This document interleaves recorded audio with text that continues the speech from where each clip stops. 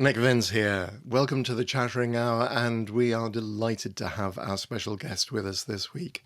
Stephen C. Miller is best known for his high-energy action thrillers, but like so many great directors, his launching pad was horror. In his case, a film called Automaton Transfusion. Then, in 2012, he made Silent Night, which was loosely based on the 1984 cult classic Silent Night, Deadly Night. Up next on the Chattering Hour, Stephen C. Miller.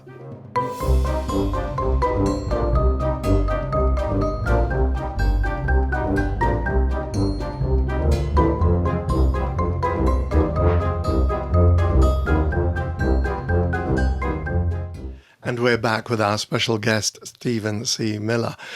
Miller's 2012 campy horror Christmas classic, Silent Night, starred Hollywood legend and genre star Malcolm McDowell and actress Jamie King. We talk about filming Silent Night, his action and thriller stuff, and what he did when he ended up with a whole load more zombies than he was expecting. Stephen, thank you very much indeed for joining me today. Oh, thanks for having me. This is awesome. Cool. So I'd like to take you back to the very beginning, really. Sure. You were brought up in how do I pronounce this? Decatur. Decatur in Georgia. Yeah, I was born there. Oh, okay. So what was life like as a kid? As a kid, it was pretty crazy because my dad, when up my early years, my dad was a Baptist preacher, which was bonkers growing up because it was pretty much rules were set out very early on that was like, no this, no that, can't do this, can't do that. You got to be dressed this way. There was a lot of really strict rules in place in my youth, very young, in fact, all the way up until about seventh grade, was really dealing with traveling with my dad as he bounced from one church to another church. And so we were in Georgia, then we went to Florida, then we went to Tennessee, then we went back to Florida, and we pretty much landed in Jacksonville, Florida. And that's where I spent the rest of the bulk of my youth was in Jacksonville, Florida. But yeah, it was very interesting to say the least to start there with my dad doing that. And then, interestingly enough, he left church and became a funeral home director. so so there was a very big shift, but not really. Of my dad's attitude, my dad's demeanor, especially with my mom and everything. And then, it was just a big shift once he left church and got into death, I guess. And that was really how, my sort of infatuation with horror stuff began, really. Ah, okay. So what sort of age were you when that happened? I was 11 when that happened, and so I was just sort of starting to figure. I sort of transitioned from watching, like, I guess, like the Goonies and all of the Spielberg and Lucas stuff, and was starting to venture out. And Blockbuster was a big deal, so always kind of roaming around in Blockbuster or mom and pop shops, which was one right next to our house. It's just kind of roaming around in there at that age, even though I wasn't really supposed to be doing it. I had older friends that were sort of saying, "Hey, you got to check out this." And it was box art, and it was just what was the most interesting for me to find. Right. So I know you started making your own films very young. What sort of age when you started making your own films? Yeah, it was really close to once we moved to Jacksonville. My dad kind of transitioned. He picked up a camera that he was using sort of for home video stuff, and I had three brothers and a sister, and they were all younger than me. But interestingly enough, each one of my brothers, we were all 13 months apart from each other. So it was me 13 months, my next brother 13 months. So it was like, we basically had a team. Right. And so once I got a hold of that camera and realized I could somewhat do what I was watching, it kind of sparked. And, I sort of decided this is something that I love doing. And my brothers were all game to be involved in that. So that made it even more fun because, I was just able to film them doing really zany and crazy things. We were really into wrestling. And so, it was like throwing them off things or down things, or, we were pulling mattresses off of our beds into the yard and trying to jump off the roof. It was just, madness for four boys. And so my mom probably had a heart attack several times. But yeah, that's really where it began, was just that camera, and my dad allowing me to use it, which was kind of crazy because it was, it wasn't something that, I don't think he didn't really understand it, and I didn't really understand it, but him just saying something that expensive at that time in the early 90s, was like, you don't let a kid run around with it. But, lucky for me, my dad just kind of was like, yeah, I don't know what to do with it. So Sure. you do something. And this was a camcorder, so this was on tape?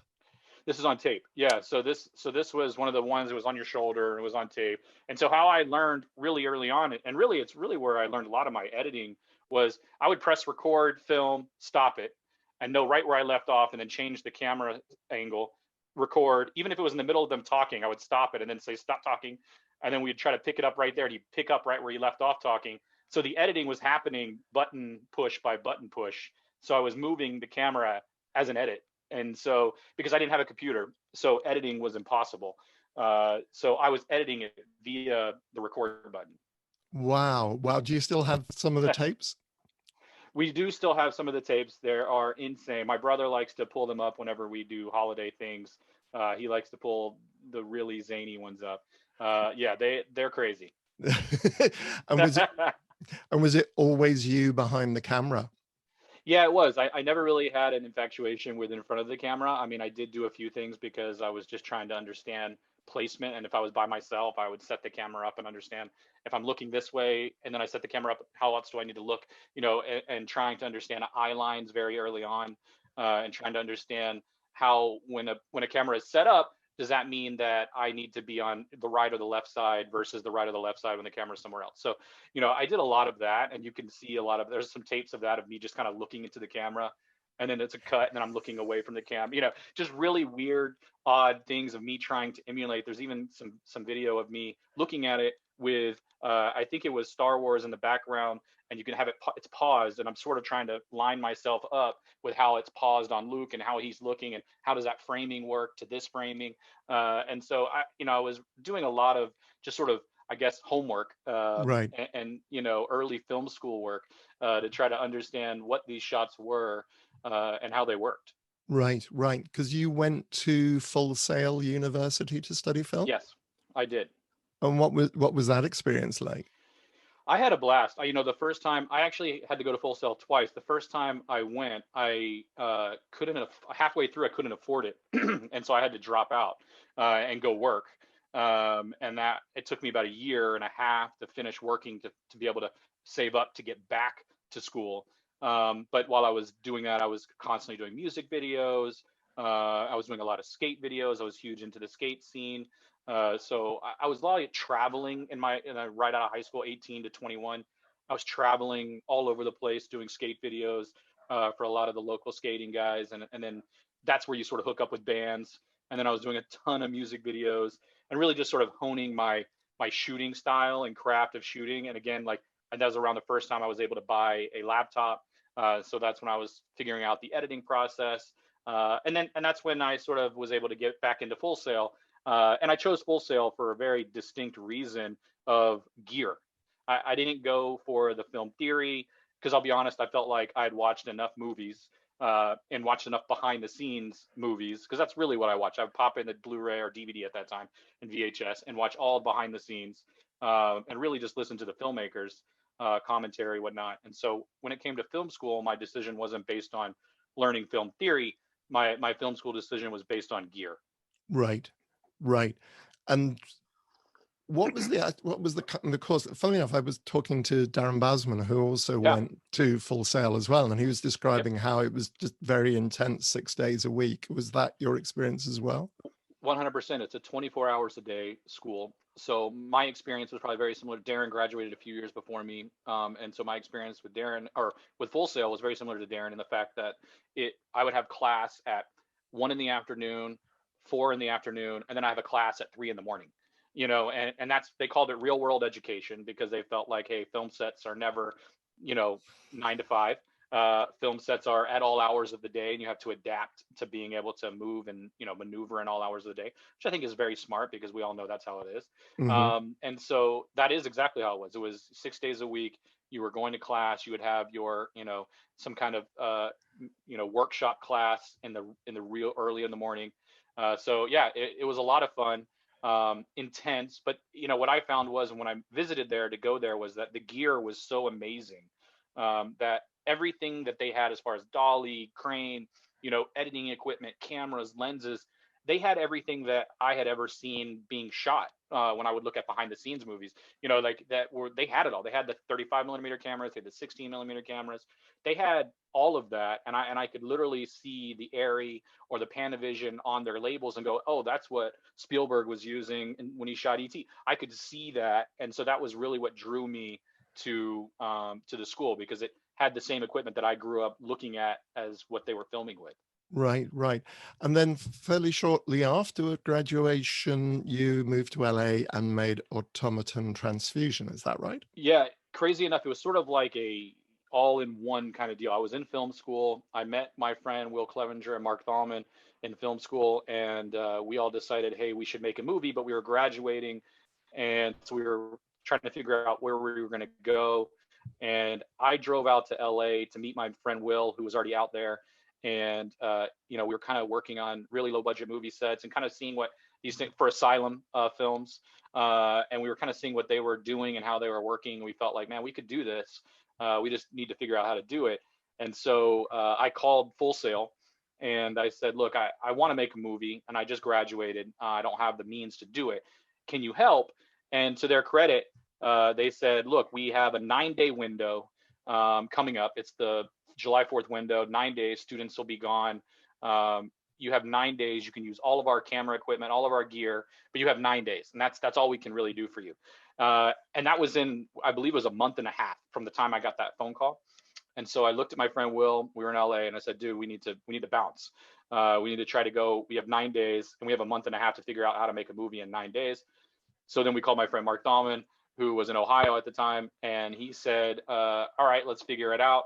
And then we all three flew back to Florida in Orlando, and we started gathering up the money. My friend Mark Dahlman's parents believed in us enough to put in some money for the movie, which at the time I think was like $6,000. And we literally wrote the movie on the floor in Orlando.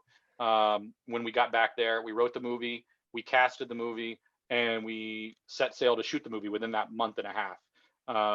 And we shot it all in downtown Orlando. It was insane 9 days of, a lot of people coming together, because what I did was I went to the school and I went to every class in the school, and I asked for help. I got up in front of every class that was there, at least the later month kids that knew what they were doing, and just said, hey, look, I'm going to make a movie. I need people that know how to grip. I need people that know how to carry cable.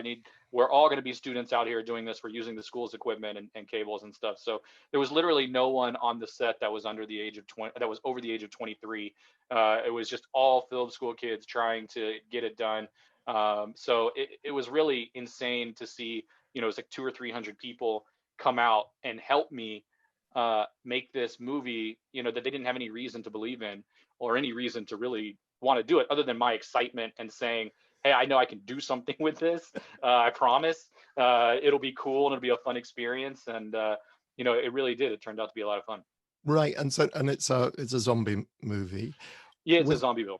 Yeah, it's a zombie film. So was that because that was just what you all loved in terms, you all love horror films and this was the natural progression, or how did it? Yeah, there's two answers to that. The first one is yes. I was a huge fan of Evil Dead. Evil Dead 2 had a big impact on me when I was 11 and 12. That was one of the first horror films that I ever watched.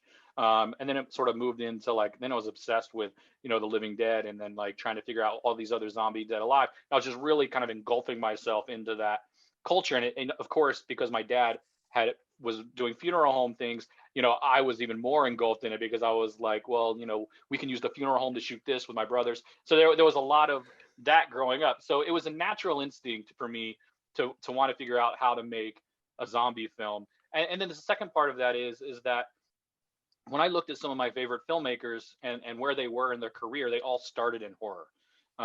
And even the guys like Sam Raimi, who were making Spider-Man, they started in horror. And so to me, it felt like the best way for me to get into the industry and to sort of break in was going to be something that I could sort of have free reign over, or it wasn't like, no, this is the set rules, like a drama or a comedy, or these are the set, things that you have to do, and the acting has to be amazing because that makes those movies. With a zombie film and making a student zombie film in my head, which is what I was doing, I can just get people that I think are cool and good enough, and we can center the action and the gore and let everything else, sort of do its thing. And that was my thinking. And so that's really how it came about, and that's really one of the big reasons why we picked going that genre. Right, right. And so, and you edited the film yourself? I did. So we shot the film in those 9 days. Interestingly enough, the first day of filming, we were downtown Orlando, and we had to have zombies running through downtown. And I put an ad up for zombies needed. This is before there was like big social media. So this was 2005, so there wasn't a big thing. So I put an ad out, and we had, I think it was like 600 people show up to be zombies, and I only have one makeup guy, and he's just looking at me. He's like, Steven, what am I supposed to do here, dude? Like, I can't make. I was like, this is what we're gonna do. We're gonna make up the first 3 rows. You make them up as good as you can, because after that, the camera's gonna be going so nuts. Everyone after that, just step up, splash them with blood, rip a shirt here, do this here. So that's basically how we shot it. I took that first day's footage. I went home and I cut a little teaser out of it, and I had no idea what to do with it, but I sent it to Ain't It Cool News, and Ain't It Cool News put it up on their site. And that night we got a call from New Line Cinema, and I don't know how they got my number. I have no idea. But New Line Cinema called me, and I was shooting at the time, so they left a voicemail and just said something like, "Hey, this is New Line. We saw your teaser. We really love it. When you're done and you have a cut, we'd love to be the first ones to see it." And they left me their contact information. So I could tell you that's one of the reasons why the film ultimately got finished, is because I played that over a bullhorn to the entire crew on the second day of shooting and just said, "This is from the first day of shooting, the first teaser I put up, and we already have a call from a major studio. So let's make this thing kick ass." And so that's really what got everyone excited to finish the movie, and we did. And so I took it, and I drove to LA. I had barely had anything left at that point, money wise. So I was sleeping in my car in LA, editing the movie on my laptop. I was sort of sleeping right outside of my friend's apartment. So it was like, if I need to get in there and shower, I could, but his apartment was like a box. There's no way I was fitting in there. So I was sleeping in my car, editing it on my laptop. And so I was pulling favors from Craigslist, crazy enough, random Craigslist favors about doing sound design, doing score. We had Jamie, who did score. I mean, he was doing Gears of War at the time. And so, he luckily enough had space, and he was like, "I got weekends, I can score the movie for you." And I was like, wow. And he ended up taking the movie and scoring it, and then completely sound designing it for us and doing all the ADR. I mean, he was a huge asset to helping us finish the movie. And that process took about a year and a half for me to finish, because I was constantly trying, not just edit, but trying to find work to eat and stuff. So it was taking a long process to get done. So I edited the whole film, got it done, and then was able to, I was able to show it to New Line, who ultimately was like, "Yeah, this isn't for us," which is a huge blow. But then I started trying to figure out who else to show it to, and I got it in the hands of Brad Miska at Bloody Disgusting, and Brad was a huge asset in sort of chiming it around, saying, "Hey, this is a great movie, you should watch it." And it got into Screamfest, and then it played for Screamfest, and then it was a bidding war. It was like Lionsgate and Dimension and Fox Atomic, and at the time, and so it was crazy how it worked. But it was from 2005 to 2007 when it screened at Screamfest. So it was a 2 years deal before it finally got bought by Dimension, and released. So crazy first feature story. Wow, wow, that's extraordinary. And then the next thing you went on to do, if I got my timeline right, is Aggression Scale, Yes. which is an action film. Yeah, it is. It's sort of like a Home Alone rated R. That's exactly what it is. How did that come about? Well, I was actually making a small movie called Under the Bed at the time Oh, with right. Brad Miska. And so Under the Bed and the producers of the Aggression Scale, Travis Stevens, came to set, and he was like, "Look, dude, I really want to figure out how to make something with you." And I said, "Yeah, sure." And he sent me the script. I loved it. And I literally I finished shooting Under the Bed, and I hopped off that set and walked on to the aggression scale and went and made that. So I literally made those movies back to back. So the timeline isn't wrong. It's just they were made back to back. Right, right. And and yeah, it was something that I had been sort of pushing for. Of look, I love horror, but I think my aesthetic speaks to action, and I think that's sort of what all of my horror films, or even my films up to that, were they were really horror. They were action films disguised in the horror genre, is what I like to say, because I was trying to push the action elements on top of having all the scare or the gore, or whatever that was that made it into the horror genre. So the aggression scale gave me a chance to sort of, yes, keep some of the horror elements, but keeping them more subdued and really more pushing the action elements and letting those stand out a little bit. So that was a lot of fun to be able to do. Right, right. And you assembled a really good cast. You've got Dana Ashbrook in Yes. it, Ray Wise. What was the casting process like? That was all me and Travis. I mean, Travis Stevens is a great producer. I loved working with him, and he's just one of those guys that really understands indie cinema and understands that you need certain uh, caliber of actors to really make those indie films work.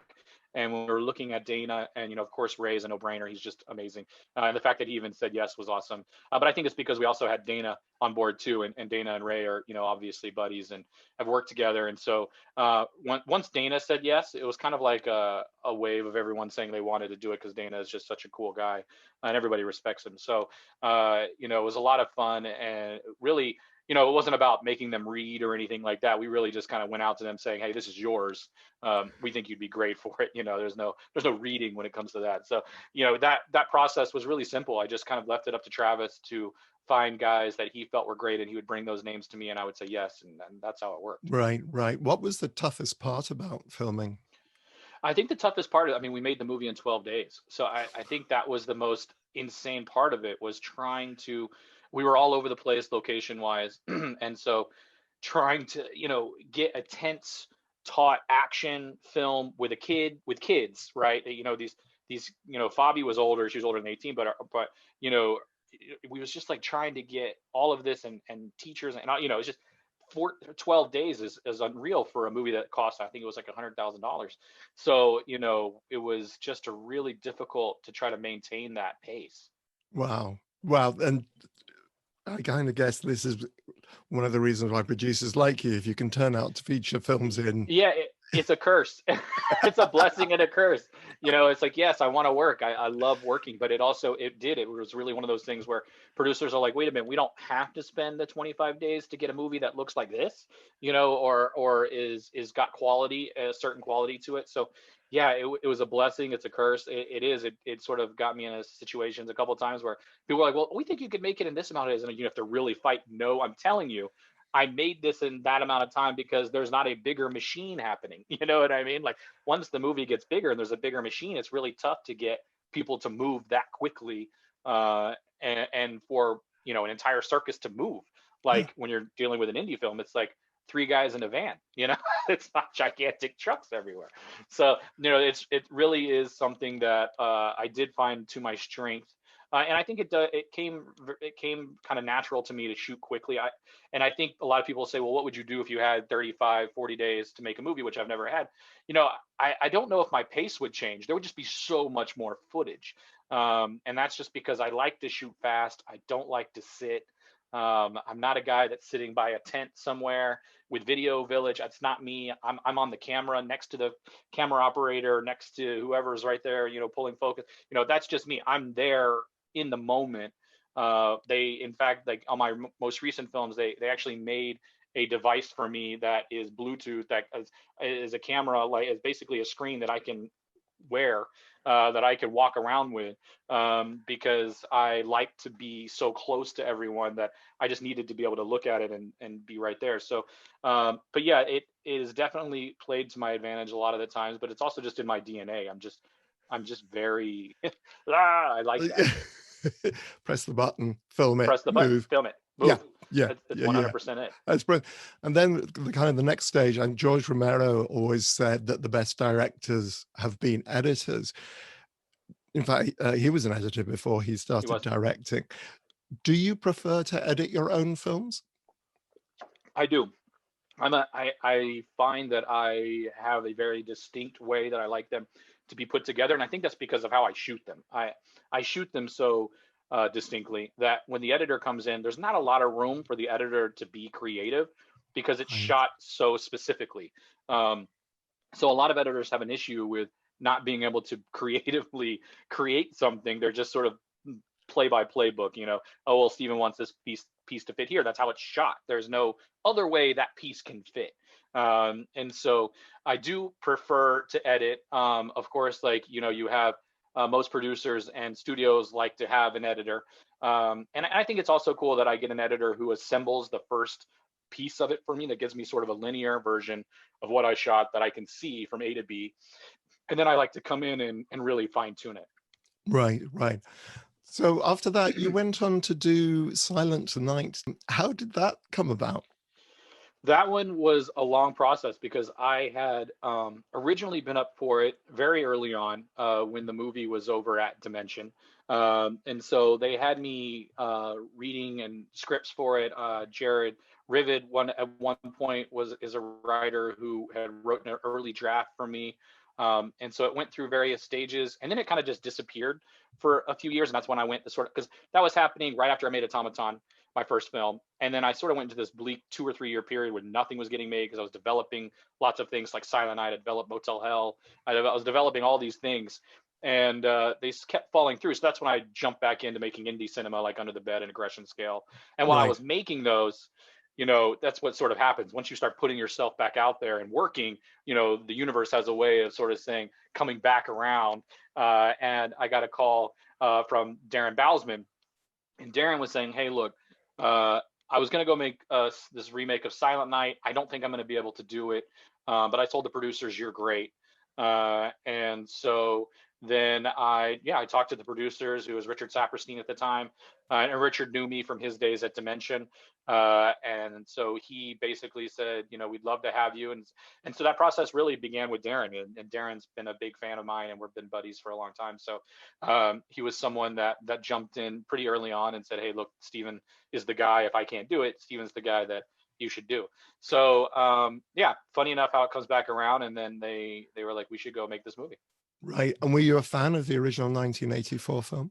I love the original film. I mean, I think it's one of those films that has a lot more going on than people get it credit for. It's just a really intense look at a guy struggling with his family and being abandoned. And I just think it's just one of those films that has a lot happening. And so for me, when I got the remake, sort of reboot or whatever we were calling it, I was really adamant very early on that I did not want to make or try to remake that movie. I felt like that movie was really well done. And I didn't want to come in and say, look, I think I can make it better, because I wasn't trying to make the movie better. I wanted to do something that just had its version of a Silent Night, Deadly Night. What would happen on Christmas with a Killer Santa? I had no interest in trying to retool the original film or even mimic the original film. That, to me, that's not what really the best remakes do. I feel like some of the best remakes that I love always just put their own sort of style, their own sort of vision on the piece, the sort of core of the movie. And the core to me was a Killer Santa. And so I wanted to do something with Killer Santa. That's what I felt like was what the audience would connect to and the audience would have fun with. And that's where we went with it. And it was a lot of fun to sort of develop it early on, because we went through a lot of stages. In fact, James Wan came in very early on with me, and at one point James was thinking about getting involved, and me and James had developed a supernatural version of the Santa. It was more in the Krampus world, and then James went on to do Insidious and blew up. And so it was like, he was like, well, I'm kind of busy. So yeah, okay, cool. Gotcha. And so then we kind of kept going with sort of veering into more of the grounded reality version of it. But yeah, so it was a lot of fun to dig in and sort of figure out where we were going to go with the movie. Right, right. Okay, so I have a quote for you. I thought Silent Night was a fun movie. Movies are supposed to entertain. People take these things far too seriously. I really think the film's director, Stephen C. Miller, has great potential. He knows how to work with actors. He knows how to direct. I'd work with him again at any time. And that's Malcolm McDowell. Love Malcolm. He was awesome. I mean, he's kind of an intimidating guy. I know Malcolm. 100%. Yeah. Yeah, what? 100%. He shows up on set. He's Malcolm McDowell. And let's be real, he's really the first for me.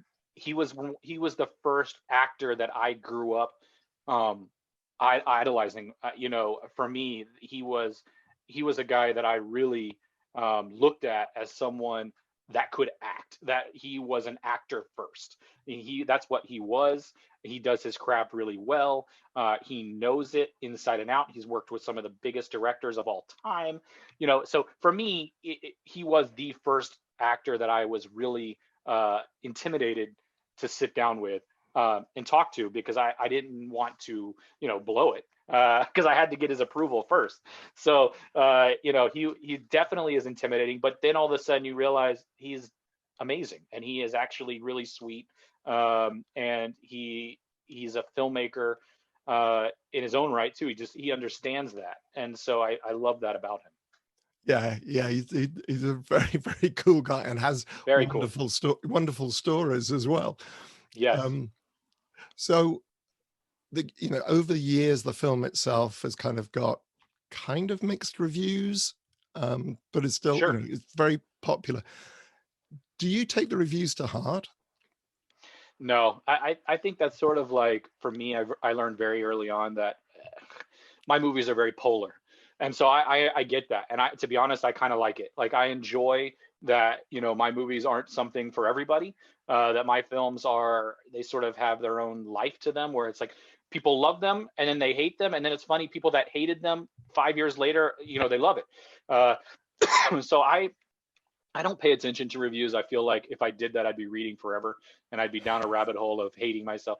So I do look at specific ones that I feel like, when they're not negative reviews as much as they're talking about certain things that they feel could have been better. I do like reading that stuff, because I do like to learn and understand what the audience is taking away from things.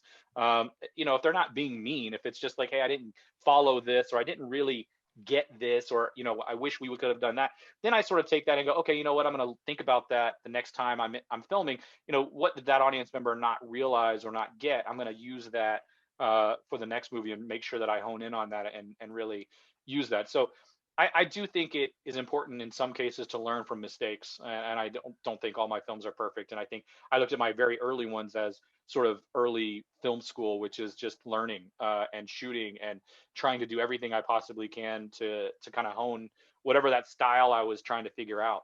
And that really is even Silent Night. There's a lot of things in Silent Night I was just experimenting with, just because I knew I could, and there wasn't a big studio on my back. It was just some really fun producers and a lot of people wanting to make a cool movie like Malcolm, and just letting him run with it.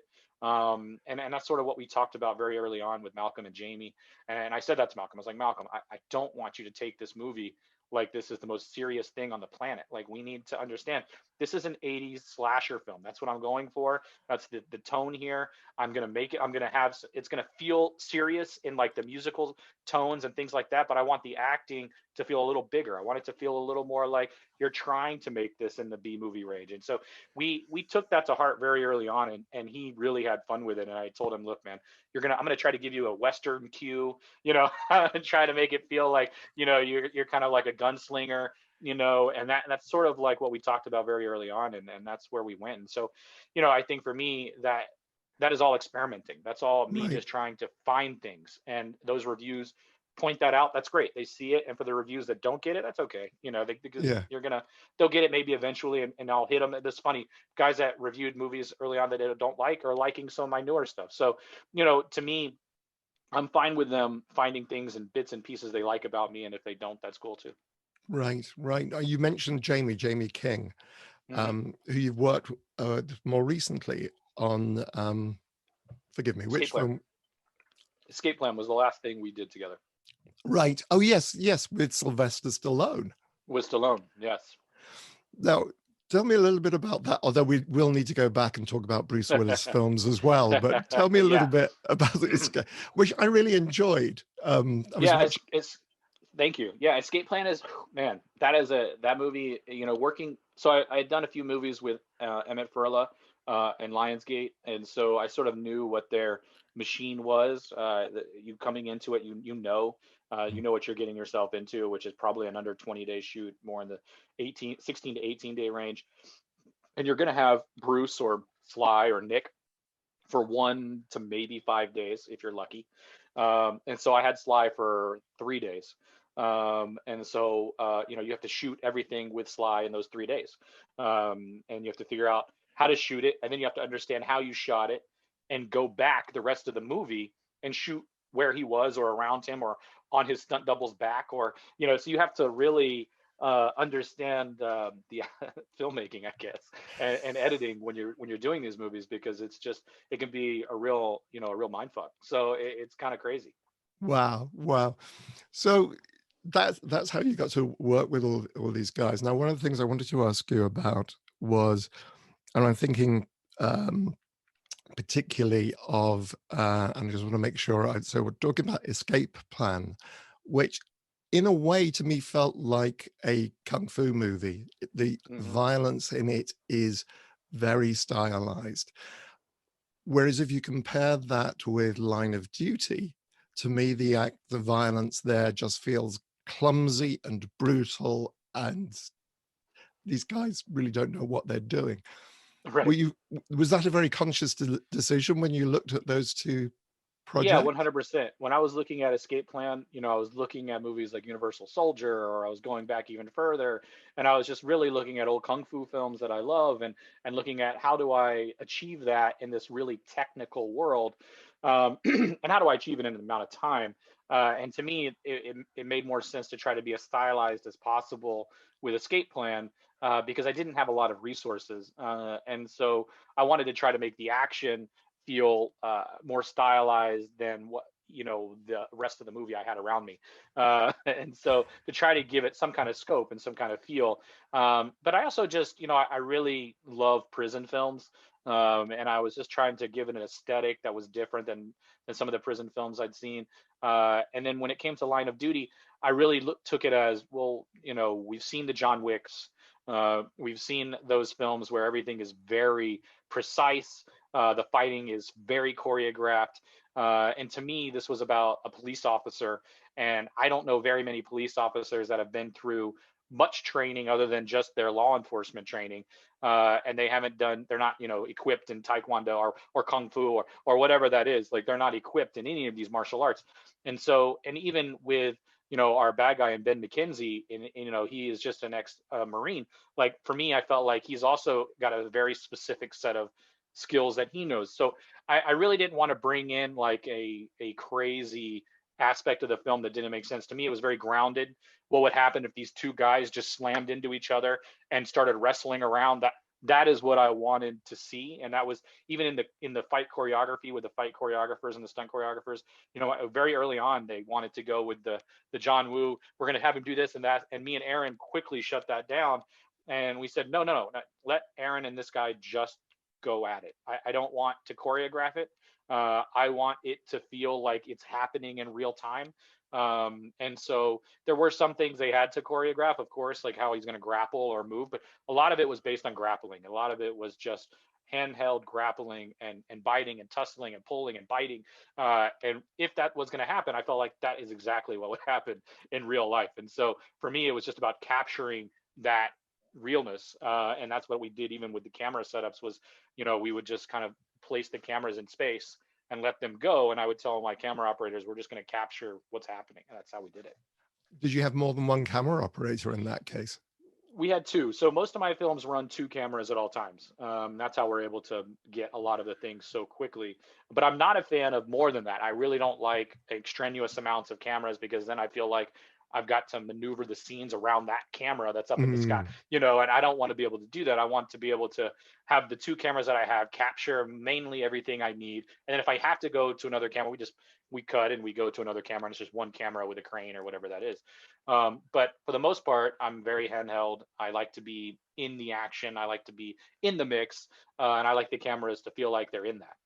Right, right. So do you, how do you start preparing for a fight sequence? Do you have your own form of notation? Do you just make little thumbnail sketches? Yeah, I sort of just sit by myself for a few hours in whatever hotel room I'm in. And I go through, it's sort of a drawing phase of just sort of what would I like to see notes wise, what have I not seen, how do I want them to react, if I know basically where they're going to be set, as far as where they are in a set, do I want them to smash into this or roll into that, and I just sort of jot down all of the things I'd like to see, and then I hand that to my stunt coordinator and say, look, I know we need to get from A to B. And in getting from A to B, I'd like them to do A, B, and C. And so then he takes those kind of notes and goes, okay, and then kind of devises something with that and comes back to me and shows me. And then we fine tune it from there. But yeah, it all really starts with me just sort of sitting and kind of noodling on things that I'd love to see or things that I think would be fun. Who are your greatest influences, do you think, in terms of direction? I think some of my Sam Raimi that we mentioned, but I mean James Cameron was a big deal for me. Terminator 2 was the first R-rated action film that I saw in a theater, and so it had a huge impact on me of just like how the camera moved with the sci-fi elements, and what was able to be done in that movie to seem mind-blowing to me. But definitely, going back to even that beyond that, it was Peter Jackson with a lot of his earlier horror stuff had a big, huge influence on me. I just love the way Peter Jackson throws the camera around like it's, I don't know what it's just flying around all over the place. And to me, that was something that I really gravitated to in his early stuff, that really hit home to me. And of course I was into guys like Stanley Kubrick and stuff like that, but I always felt like they were so auteur for me that I was never going to get there. I understood that cinema, I get it, but I knew me as a filmmaker was more, I guess raw or more interested in creating films that I felt like were more popcorn. And I love art films. I do. I really dig all those kind of stuff. But I think when you look at yourself and what you make and what you do really well, for me, it was like I really do well in the action or horror space that has an audience sort of just sitting back and enjoying it instead of trying to really figure out mentally what is going on. They just are allowed to enjoy, and I think that's sort of where I found my greatest strength is. And so when I look at some of the filmmakers that I love growing up, that's sort of what their movies did for me early on. Was I wasn't looking for plot or necessarily trying to figure the movie out. It was just throwing me into a world that they created for me. And I was just going with those characters, whether it was, Bruce Campbell or whoever it was. I was just on a ride with those guys. And that to me is what I think really sculpted my vision for filmmaking. Right, right. I was just looking about my list of the films, because I'm flipping around all over my questions at the moment. First Kill, which you kind of mentioned with Bruce Willis. Yep. I watched that and I thought, oh, okay, I'm getting Stephenie's action direction. I thought, this film is an action film. And if I was talking about reviews earlier on, and somebody Sure. was saying, I think they gave it 20 minutes. They were really objecting to the fact the father was taking the son out to kill Right. Bambi, effectively. Yep. And I was like, that's not the way. This to me is very much not about violence, it's like kind of not about Bruce Willis. Right. You have this wonderful relationship between the boy, the thief, and the father. Hmm. Was that something you're aiming for? Is that just something I happened to pick No, up it, on? it really was a movie that like I had already done two movies with Bruce. First Kill was the last one I would do with Bruce so far. And I really wanted to do, even when they were picking the scripts and they were trying to find things that we were going to do with Bruce, I really went to them and said, guys, look, I'd really like to do something that's a little more personal, that has a little more heart to it. And so, and not totally trying to revolve around what Bruce is doing, because I understood by that point that, like you were saying, even reviewers, when they see Bruce in these movies, immediately attack the movie for Bruce. They don't watch the movie. For some reason, it's a Bruce isn't, he's phoning it in, and I'll tell you, Bruce doesn't phone it in. Bruce just has a hard time doing a whole movie he's supposed to do in one day. And so, anybody would. The guy's just trying to get through all of this stuff in one day. And so, of course, that's on him for not wanting to do more days, but still, it's not that he's phoning in. It's just that he's trying to get through it. So they just automatically take these movies at face value, and they see Bruce, and that's sort of game over for them. And so I don't know how much of the movie they really watch. But First Kill was a personal movie for me, because it was, for me, it's sort of like a connection of that I had with my dad when I was, not the hunting aspect, but just a connection I had with my dad when I was little. My dad was very involved with me, and very much like, at one point he was too busy, and then he all of a sudden wanted to be involved. And when he wanted to be involved, it felt real and authentic. And I feel like that's sort of where First Kill was for me. It was a very busy dad who ultimately wanted to reconnect with his son. And then his son ends up connecting with his captor, and I think that was sort of me in movies. I sort of connected with movies, which had taken me for a long time, because my dad and my family were so busy. And so movies was sort of my thing. And so I sort of channeled a lot of that into First Kill, and it's sort of very personal way. And even the way I shoot the movie is, it's not very handheld as much as my other stuff. It's more steady.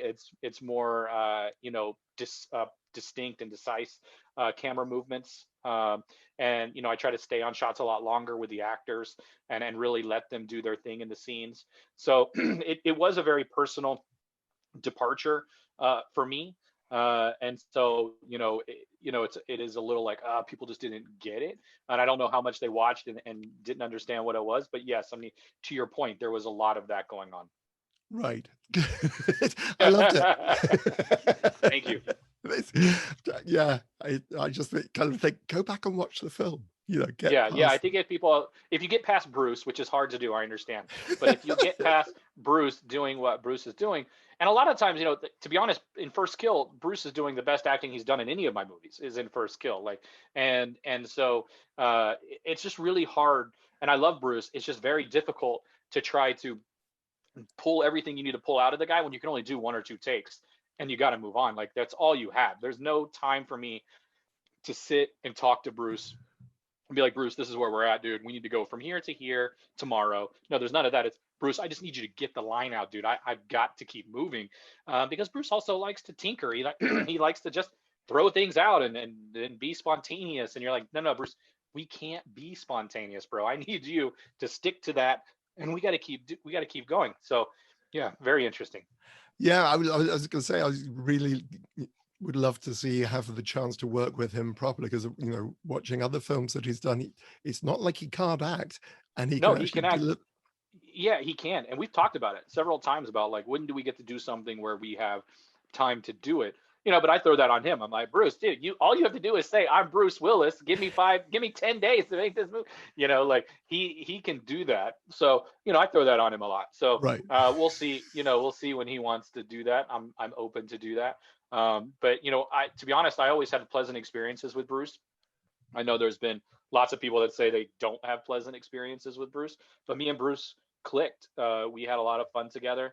Maybe the first time was very difficult, because he was feeling me out and trying to learn what I'm doing. And I think he even felt like, this is happening really fast. How is this kid even doing this? So, we might have had a little bit of a headbutt on the first few hours of set, but once he understood, and I think once we had a really good talk, he kind of settled into it with me. And then from then on, the next couple of films we had, he was a peach. He was really good and really nice, and I enjoyed having him there. Good. Right. Well, we're almost at the end of the hour. Mm.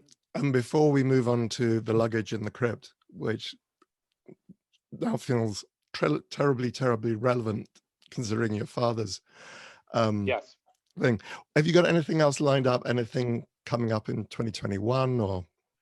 Yeah, I have a few things. One of the things I'm really excited about is called Year Two, and it's a werewolf film, which I'm excited about because I haven't done werewolves before, and I love werewolf films. And so I honestly I haven't seen, I don't know if I've seen one that I've really loved in a while. I like Late Phases a lot, but I haven't seen one that I've really enjoyed in a long time. So I'm excited to dive into that world and creature makeup and building it from scratch and having these things running around in real life. And so I think that's sort of like the goal here, as we sort of said we're going to do this 90% practical. And so that's been the challenge so far. This whole year has been really figuring out how we make that practical movie. And you know, not that it's been great that this has happened in 2020, but for me to be home and designing all of this with everyone has actually given me a lot of time to make this movie where I think, or start to prep this movie in a way where I think it could be really fun. Right, right. Cool. All right. Well, I look forward. I'm a big fan of werewolf movies. Me too. So, yeah, I look forward to that. Okay. So, I'd just like to finish with luggage in the crypt question. So, the idea being, what would you take into the crypt with you just to keep yourself occupied? What Oh film would man. you, what film would you take with you? You know what? I would take The Goonies. And I think I would take The Goonies because it's a film that I can watch over and over again and it makes me feel young. And I think if I'm in the crypt, I want to feel young. Right. And I want to feel like I have a little bit of energy to me. And I think it's sort of a movie that really got me through childhood. I felt like I was a part of their gang. And I was always on adventures with my brothers like that. We would literally try to emulate those adventures in our backyards and our neighborhoods. And so for me, it's a movie that resonates very hard. And so it's something I would take with me, you know, to be able to sort of, you know, give me that same feeling over and over again. Right. What about a book? Oh man, that's a good question. What book would I take? You know, I'd probably take Rodriguez's book on indie filmmaking, because that book to me was a big uh, page turner. For me, it was something that allowed me to understand how Robert did a lot of his early films.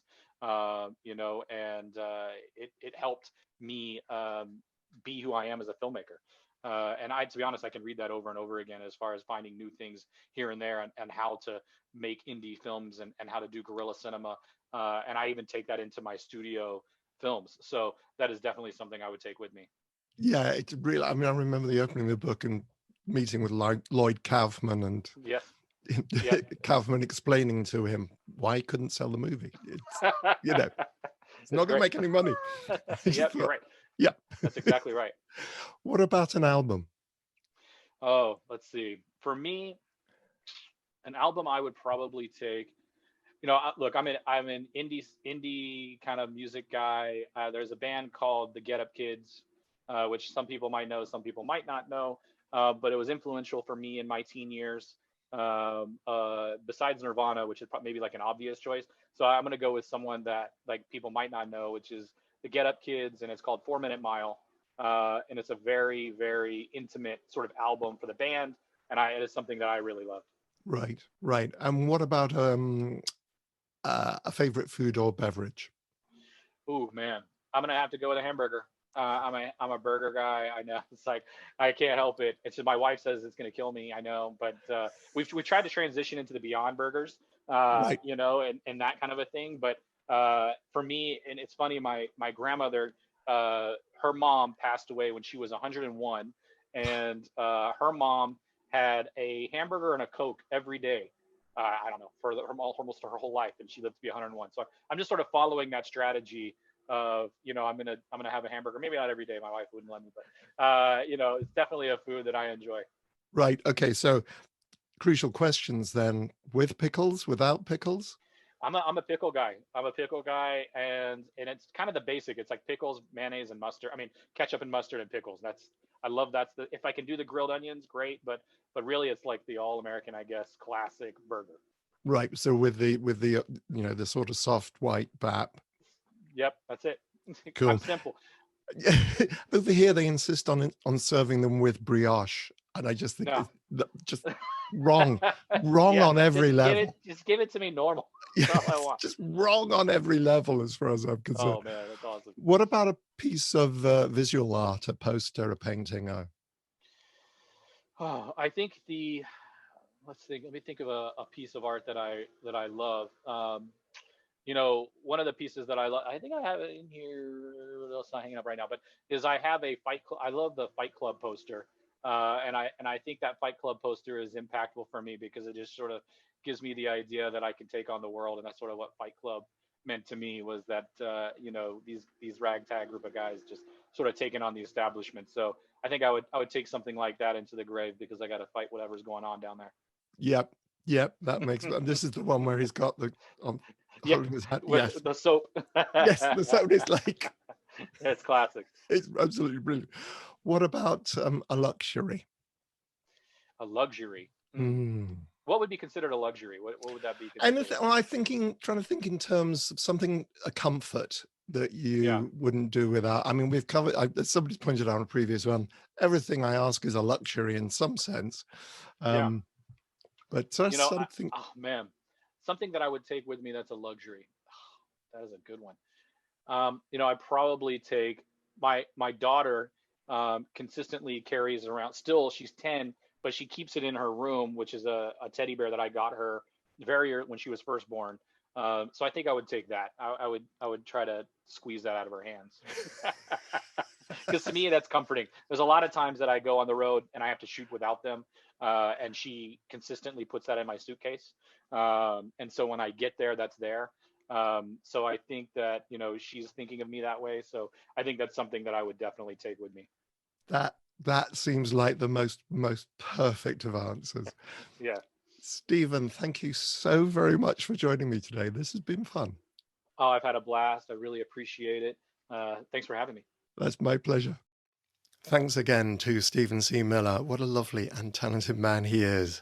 And next week on Christmas Eve, I'm joined by a star of Dog Day Afternoon, Fright Night, and The Nightmare Before Christmas, Chris Sarandon. Join me then, and in the meantime, stay safe and well.